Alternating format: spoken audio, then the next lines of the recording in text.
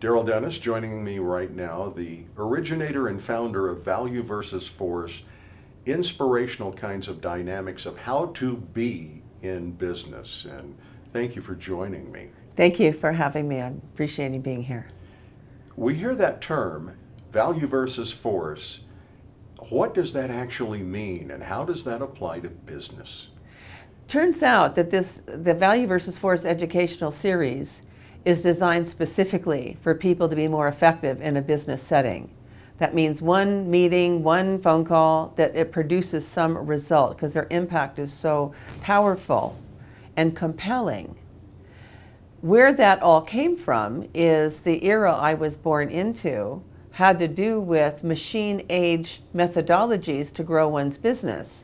So the way to make a car is not the same effectiveness as making a relationship, creating new. And from that place, there's all kinds of things going on that are shifting in the business world, shifting from a mechanical age, a machine age, an industrial age, to how do you build quality, sustainable relationships. And value versus force speaks to that exactly and very directly. What kinds of results do you see when you do that kind of thing? That's a very big question, and thank you for the question. Is that what's happening right now is a really enormous conflict while something new is being birthed. So something is dying and something new is being birthed. And we're occupying the same space at the same time. So people are being introduced to a new way to go about being in business, while at the same time, which is an unknown, and at the same time letting go of something they're familiar with. So this is very difficult for most people. So what we've done in our Value versus Force educational series is to show people how effortless it is to transition from an old way to a new way.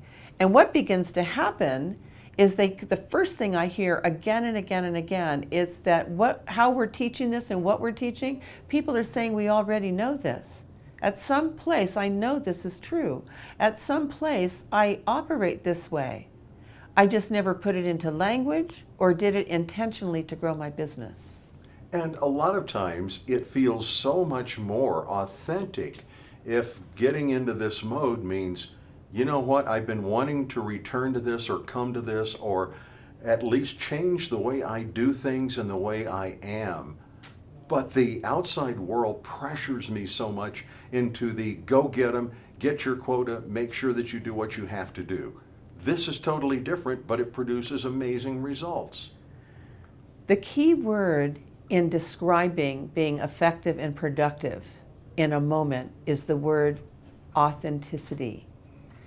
Many of us can remember back when Katie Couric left the Today Show and went to 60 Minutes and received a $7 million a year contract. The one thing everybody said, that the reason that she was invited to 60 Minutes is because of her authenticity.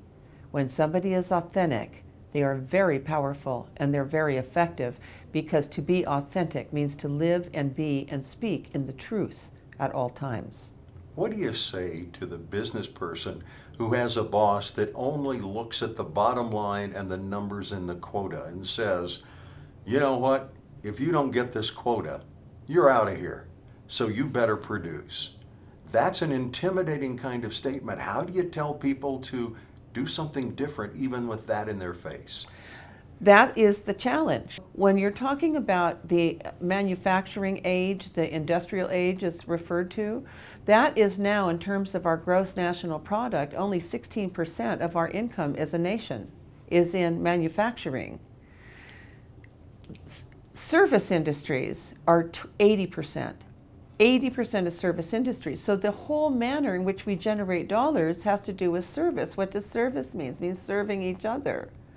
So is that hurry, please, like me? Do you know? I mean, how do you create a relationship with speed? And the challenge that we're facing today is that the management is still being indoctrinated by an old world methodology that's machine age in terms of being effective and productive and having an outcome that is a machine of some kind or a tool of some kind.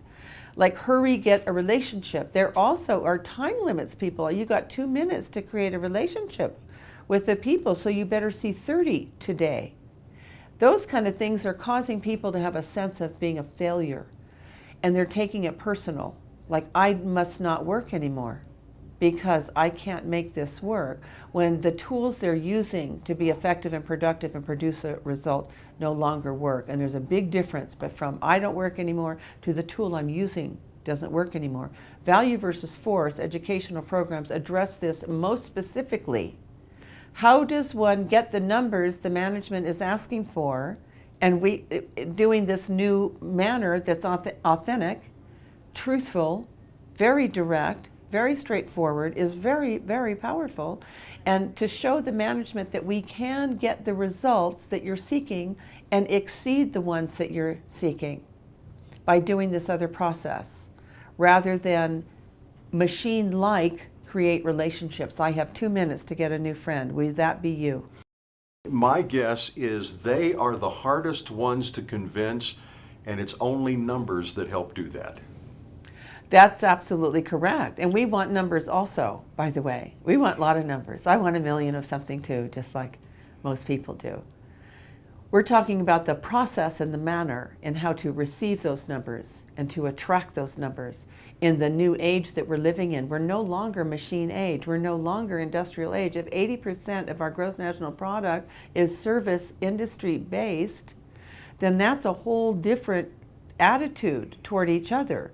To build a relationship with someone is to actually begin by caring about your issues, caring about what you're trying to create, caring about what you're trying to do.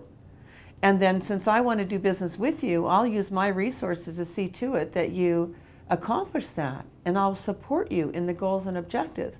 So in any relationship, it's a building together something, not a, I have this transaction, will you buy it from me? And could you hurry up, please? The industrial age has a would you hurry up and finish. Relationship is how do we build for the long range, and that's directly what we speak to in the Value versus Force educational series. What I'm noticing the most about the issue of the baby boomers, I am one myself. A lot of the baby boomer men are having this challenge also. The baby boomer men, or men actually, have a belief that they're taught from very young that their value in this world is to create dollars and to take care of a family. And that's how you be a man, is to do that. And so with all of the transition, we'll say, economic transition nationally and globally that we all went through, 2006, 7, 8, 9, 10, 11, 12, 13, before it started to turn around, a lot of people lost fortunes. A lot of people lost all their retirement, their 401ks, everything they had built, gone for all kinds of reasons. So in the baby boomer generation, the men as well as some of the women, I'm one of them also, are working much longer than we ever thought we would. None of us started at 22 going, at 60 we're going to still be working. You know, that's not what we said back then. However, we are still working.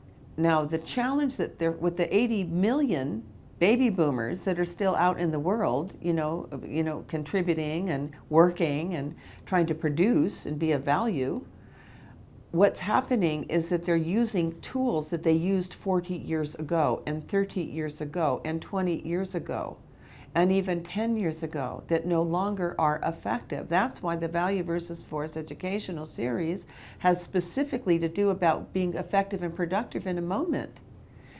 And it isn't saying, hurry, be my friend, and will you give me your business? Do you see?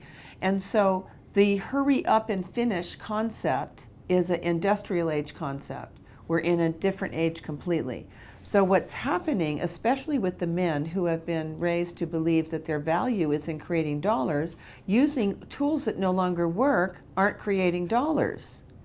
But they're not looking at it like the tools I'm using don't work and are not effective in this new world. They're saying it must be me because I'm 57, because I'm 58, because I'm some arbitrary number, and it's not true. And in the audiences we have where there's men present and we say, it isn't you that doesn't work anymore, you work just fine. It's the tools you're using that are no longer effective. You are fine. New tools, you will soar. You have literally seen lives change just because of them comprehending that idea. When people come into our audiences, whether it's a workshop, whether it's one-on-one coaching, we do executive coaching, that are serious people that really want to take their life to a new leap. And then the larger events that we do, big seminars, large audiences, and all of that, what we see again and again, whether it's a large audience, a workshop, or individual, we actually, it's noticeable to everyone in the room to see people actually lose years off their face. There was a recent event that we did. It was a workshop, maybe 25, 30 people. Oh my goodness, and there was a gentleman at the end of the table that everybody noticed. When he walked in the room, he looked like a tired 72 or 3-year-old person. By the time he left the first class of the 4-week workshop, everyone said, did you see that gentleman at the end of the table? He left looking 20 years younger. He was brighter. He was so alive. Which, of course, when we're passionate and we have this fantastic energy because we can see ourselves winning, that is a compelling way to present yourself. And it's infectious, and people want that energy that you're emanating, and that comes from being authentic and not hurry up and getting people to follow your lead and buy from me, and could you make it snappy? Do you see? So that's where people feel burdened, and that's where people feel stress and frustrated and not fulfilled and disappointed in themselves, is they're running around saying, will you buy this from me? Could you hurry? Because I have to call on 6 today. Now, in companies where management says, if you don't get to 35, you don't work here anymore, that happens a lot of places still. It's an old style of management. What you're doing is you are collapsing all of the person's potential and putting them in a mode of attitude that's survival. When people are in survival mode, they do all kinds of things to make sure they survive. Some of them it's a bad behavior. Some of it is kind of skirting the truth or skirting the issues or not being truthful on a report, things like that, to buy another day.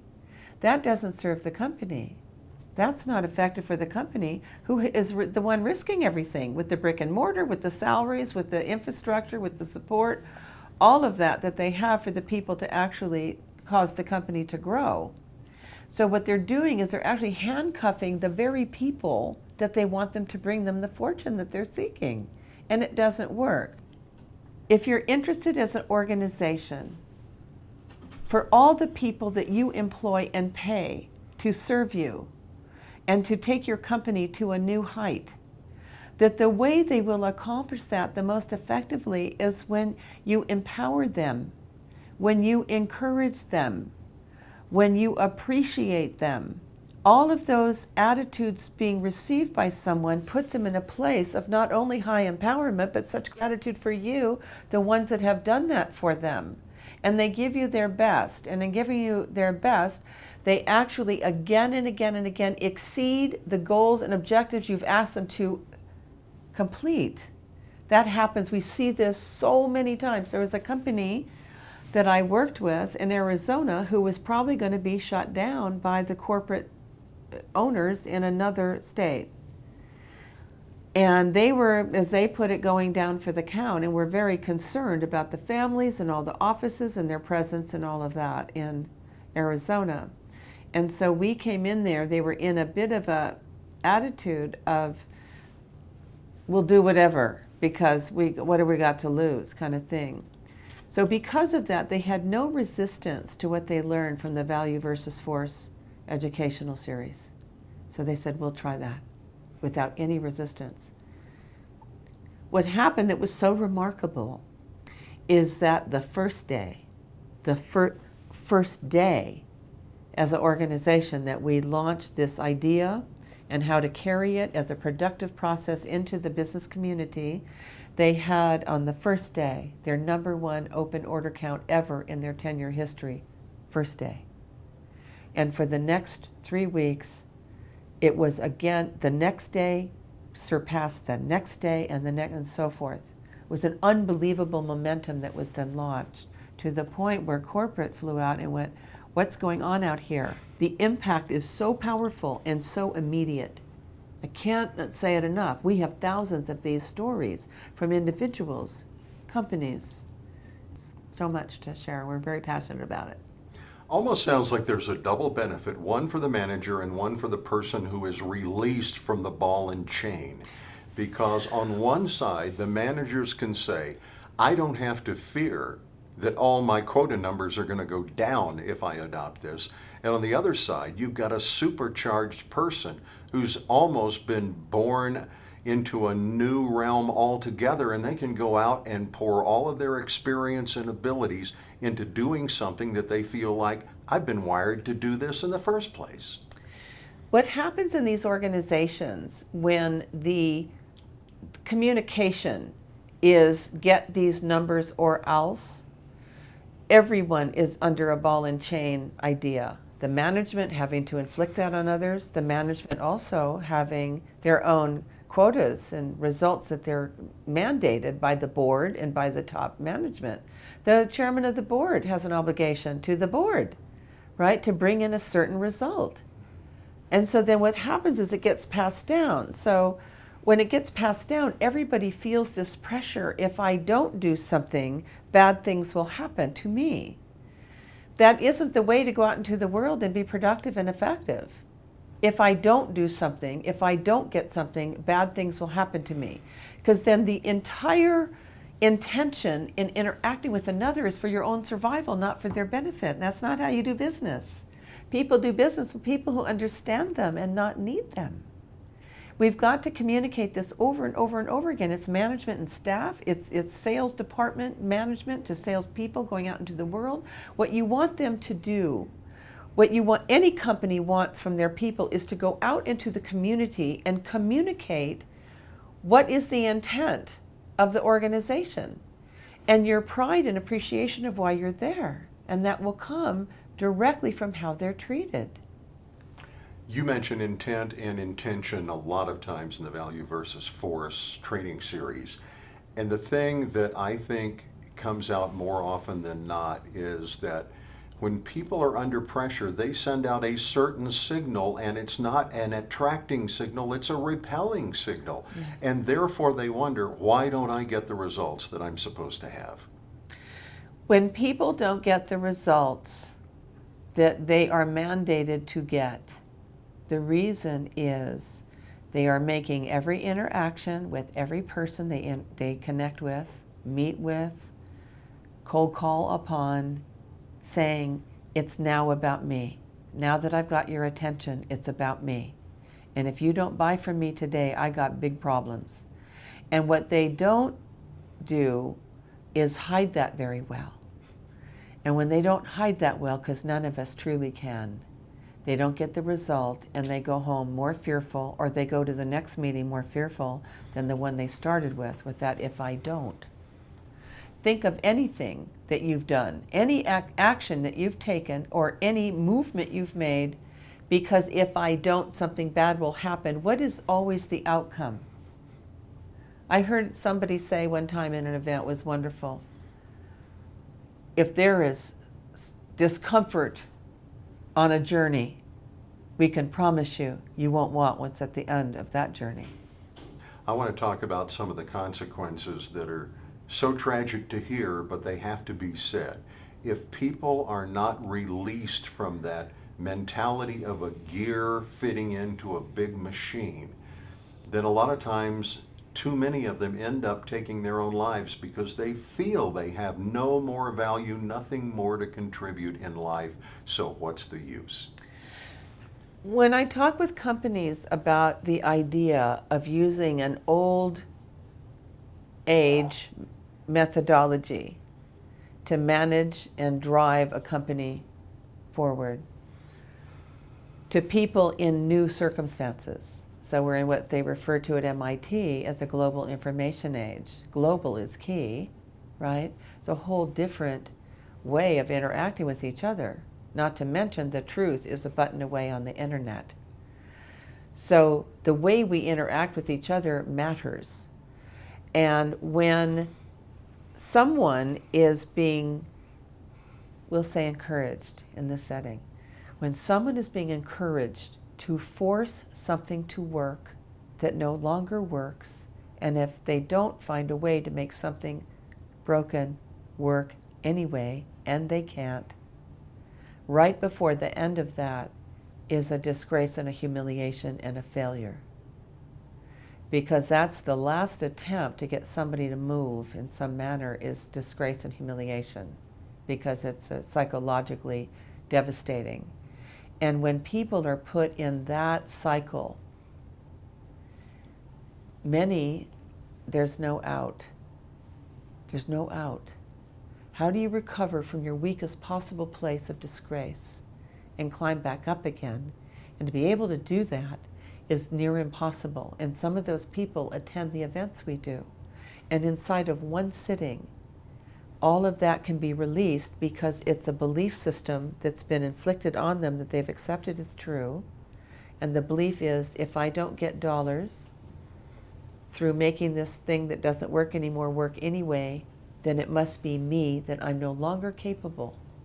When somebody is no longer a contributing individual to making something better, what happens is we feel worthless when we're valueless.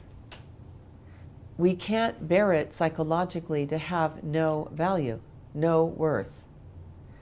So what's happening is our only out when we're no longer worthy is many people are in a situation of considering taking their own lives. And as much as it's challenging to talk about this very sensitive, delicate subject, it's what's happening. And all we need to do, it takes a moment. We're working on the body of this work, Value versus Force, as a book, and then workbooks. We've got all kinds of things going on now that are awesome to get this out. Is that there's a chapter in there called Self-Esteem in a Nanosecond. Because the moment you are of value, that moment you feel of value as a human being, it's like being renewed and restored in a moment, which is why we see people lose 20 years off their face. When they're sitting in the room, they feel so encouraged and rejuvenated. Some break down weeping in the back and leave the room because there's such a release of all that stress they've inflicted on themselves to do something that's called a no-win. And a no-win is making something work that no longer works. It's like use the analogy, I have a Rolls Royce, the finest automobile on planet Earth. I don't have one, but let's suppose I do. I think we should be authentic about that. I don't have a Rolls Royce, but I'm here. It is the finest automobile on planet Earth, handmade. And if the Rolls Royce has a flat tire, and I call the dealership and say, my Rolls Royce has a flat tire, and they say, then you better drive it faster and drive it more, and it will fix itself. As ridiculous as that sounds. So what's happening in companies, like with the Rolls Royce analogy, is absurd, but that's exactly what's happening in companies. So somebody is discouraged and fearful that if they don't get 35 by Friday, they can't feed their family anymore, and then they go outside. What they're telling them to do, they have something going on that's a flat attitude, because they're being set up for a failure, and they can feel it, and they don't know how to hide it anymore. So they tell them, hurry and go see more people. If your numbers are down, go see more people. Make more calls. You know, did you ask for the business? How many people are you seeing? And that's not the issue. The issue is the commitment that they have to all of this. When people can see themselves winning, especially, so value versus force, what's that about? Is showing that the impactful practices that create effectiveness and productivity in a moment is the passion to be of value to the well-being of those we wish to interact with. That is directly what's pouring out of these prestigious business schools and universities today, is in the new age. It's about passionate and purposeful practices, that the end result and the end goal is fulfillment. And when you operate from that basic premise of how to be, so much flows in without much effort. And that's what people find as the most extraordinary about this. What we hear again and again and again and again, I made more money in a month than I did all last year. I doubled my income from last year, and it was effortless. Business came in from directions I couldn't have anticipated. How is that possible? The power of passionate and purposeful practices is what activates our most compelling and effective and productive self. That becomes the end result. There's like, you know people that are charismatic people. You just want to be around them because they're charismatic. What is the charisma? The charisma is a passion that they hold to actually inspire those around them. And people can feel that without words. So we take business people and activate their charisma. That's got to be the best part of what we do, because when they're living in their own charisma, they have a purpose, they have worth, they have value, and they feel so fulfilled and so happy, and so much comes.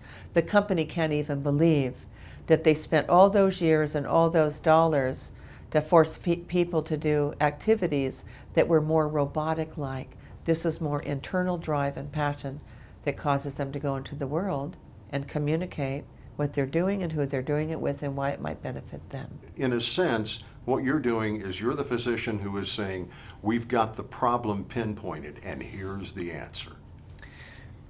When we communicate, my team and myself communicate what value versus force is about, and we share directly what the issues are, the people we're talking to, they said, you've just described my life. Are you looking in my window? I bought a TV at Best Buy a few months ago and spoke with the baby boomer gentleman that sold me the flat screen. And when I shared with him what the men are going through and that they're taking it personal, he began to cry. And I shared with him we're doing an event that's specifically for baby boomer men, 45 and up. Actually, it's at the end of September this year. He said, you've got to invite me, and I'm going to. I'll pick him up and bring him myself. Because the people suffer so deeply when they are shamed into no dollars means no worth. And that's the big lie. And we're going to clear that up at the end of September. So what happens when people hear what we're sharing and why we're sharing it, they say, you get me.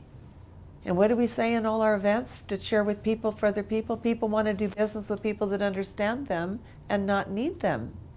So when you can just meet somebody in a moment, it's actually the very characteristics of being effective and productive in the moment, is saying, I get you. It's so wonderful for someone to say, I hear you and I understand what you're saying, or I am you. You feel a compadre right away. You feel a trust right away, because if you get me, then you can't hurt me.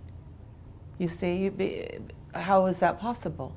So there's some immediate camaraderie that takes place, which is why when you share that I get you, and the reason I'm doing this business with this company is because they have these things that will be for you to serve you in a way to transition. That's why I'm here. This is no random accident I'm at this company or that one.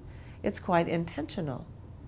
Because the fact that I understand you means I've experienced it and lived through it myself. And now we have some solutions to help you transition. And that is at the heart of value versus force as an organization, how we operate, and at the same time teach people to do that very intentionally with clients that they wish to build with also. One of the things we've noticed in society today, be it as individuals and where we interact socially, or certainly within the corporate dynamics and people working together to build something, and then working together to go out and invite others to be clients and such, is that a lot of people are saying, nobody gets me. No one understands me. You couldn't possibly know what I'm going through. How can I build with you? You don't even get who I am. Value versus force addresses so specifically what's going on with people in different dynamics, in different industries, in different circumstances that have to do with being authentic and being intentional and specific and direct as to why you're there and why you want to do it with me. You see? So we teach, we explain what's going on. There's people that don't get what's going on. And why do people feel misunderstood? It's because we're all running around trying to get dollars like a machine and survive. And that's not working. It's not working because that's also an old methodology that's being inflicted on them. It's a new world. And it's time that we show up as authentic, truthful, direct, transparent people with each other and say, I'm not here on an accident. I'm here very intentionally, and I picked working with you on purpose. We talk about the men. I love the men. The men have risked so much in my generation to sacrifice maybe things they want to explore or experiment with or other professions and all of that, but they stop themselves and say, but I won't make any money doing that. And my role as a man is to take care of a family. And so the men also, which I appreciate and respect them for that, is, you can't quantify that contribution. Then the men, in an era when women weren't invited to be equal with them, risked many things to help me personally. So I could learn banking, and I could learn business, and I could learn many things. And they taught me in a generous way because I was passionate about wanting to do well and be an independent person. And those men helped me. When I see what they're going through now, and because of those men that helped me, were my mentors, established the quality of my life for my whole life. So there's no situation that I cannot encounter and not come through and rise again because of what I learned from the men. So what I'm doing now with my team, and we're creating this, is to give back to the men, to thank them for all they've been through for so many families, for so many people, and all that they, and yes, they benefited, we all benefit by having family. But there's a lot that was sacrificed, and they did the robotic things, and they went out in the world, and they got hit and stuff, and then came back again to get the dollars to take care of the families, and now it's their turn. So what we say in the Value versus Force series for them very particularly is, we get you. We totally understand you. So when we speak to the men about we get you, the men say, that's exactly what I'm going through right now, exactly. So because of that, even if I meet a man in a moment and share these things we're talking about now, they say, you get me. So in that moment, we've built a connection, we've built a trust, we've built a bond in that instant, because nobody gets them. That's how they feel. Whether that's true or not, it's how they feel. So there's a dynamic that's involved in communicating, I understand you, is more significant a communication in the global information age than I'm amazing. I'm the best you can choose to be the banker for you because I'm the best at this. I know the most. I have the most degrees. I have the longest term experience. That's why I'm deserving of your business. I'm your person is no longer the conversation. The conversation is, I understand you. That's all that needs to be said. On that subject, I did a event in Austin, Texas, a couple hundred, 300 people, and the person who introduced me was very uncomfortable by the size of the audience and was so scared. She said the best person to introduce Darylle is Darylle herself. Here's Darylle. So on that very subject, I looked out at everybody and I said, you don't care who I used to be, right? And they all kind of looked at each other and started laughing and went, no, we don't. I said, I didn't think so. You probably care why I'm here and what's available for you. Yeah, we care about that. I went, okay, then let's start there. It was the most amazing experience that day, you see. So the Value versus Force identifies the dynamics happening in different segments of society. We define the dynamics taking place with different categories in people based on their circumstances and issues and what they're going through. So we help people understand what people are going through. And then we share from a straight educational process as well as a passionate one, what is then the communication once you understand someone? Isn't I have this product, will you buy it from me? Is saying, here's how this service that I'm now wanting to share with you can serve you and support you in this very area that, might really serve you well. Is a different conversation than I'm amazing. It's more like you are, and I get that about you. You have one line that seems to summarize the essence of value versus force. What is that, and how does that describe exactly how we are to be in business? When I'm meeting with anyone, I say very directly, I'm Darylle Dennis, I'm a financial consultant, and my business plan is to be of highest possible value to anyone I invite to my clientele base, and use every resource to be of value.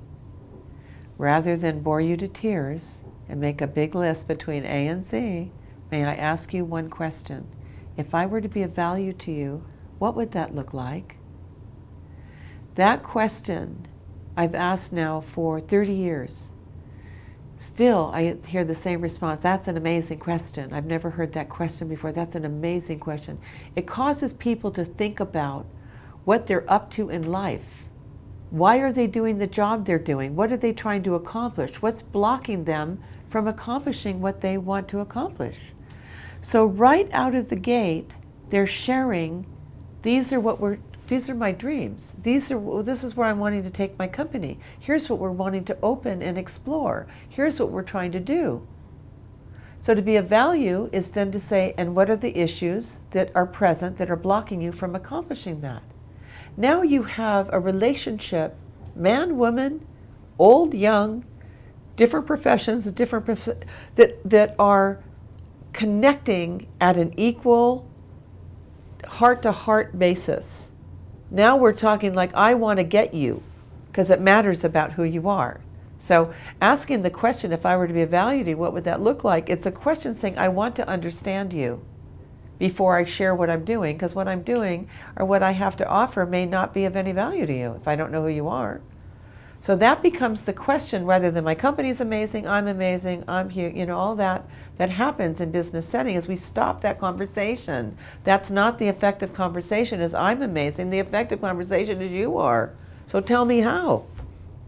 That's an important question. It changes the game. People go in meeting somebody new and they connect on a social level. You love the same ball teams. You are in the same wonderful city.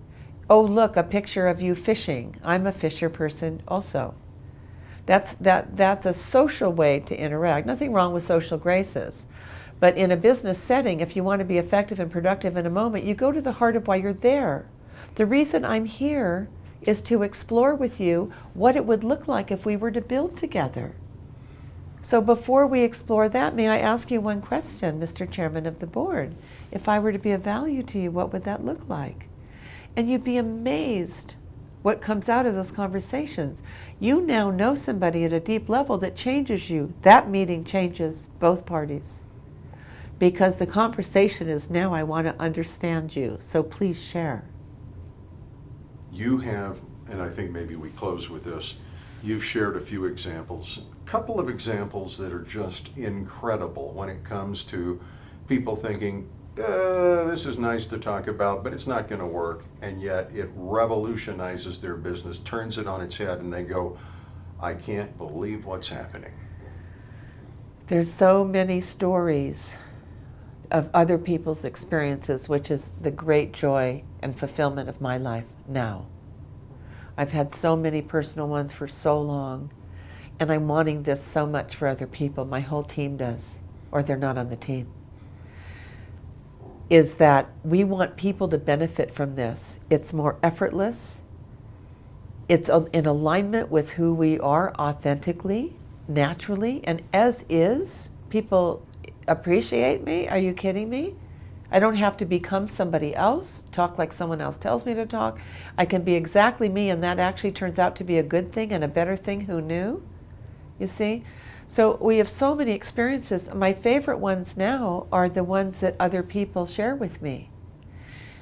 I had a situation, this was pretty recent, here in Denver, Colorado, actually, Littleton, Colorado, where this woman transformed so much in one sitting. And she was crying and just overwhelmed with like how amazing she felt sitting at the table. We were in a restaurant in the Hyatt Hotel doing a coaching. And she said, I feel like I've stepped back into myself again. I can't believe this feeling. It was really something. This is in a business context. So she was so wanting me to meet her family. So she said, would you come to my home and meet my husband and my daughter, who's 4? So I was honored to do that and happy to, and went to her home and met her husband, who's a dentist, and her daughter, darling little girl, and my client. So she took her daughter upstairs to tuck her in bed at 8 o'clock at night, and her husband came up to me in the kitchen and put his hands on my shoulders, the tears in his eyes, and said, thank you for giving me back my wife. That's why we do this, because people are sad and ineffective when they're squished to believing they have no worth. And who they are as is isn't enough or good enough. And that's a big lie that they've either been told and they believed, or they're making it up themselves. It's simply not true. But the moment you align the person's qualities into, like a chiropractor lines a spine, all this energy comes through and they can see their win, and they're so happy and so free. It's remarkable. And I get many calls from spouses. What did you do to my husband? What did you do to my wife? You know, many, many times. So that's a standout for me. We have many of those. But when the husband came and said, thank you for giving me back my wife, and we all just cried. Because isn't that what we came here to do with each other? Is to help each other feel empowered, valued, loved, and appreciated.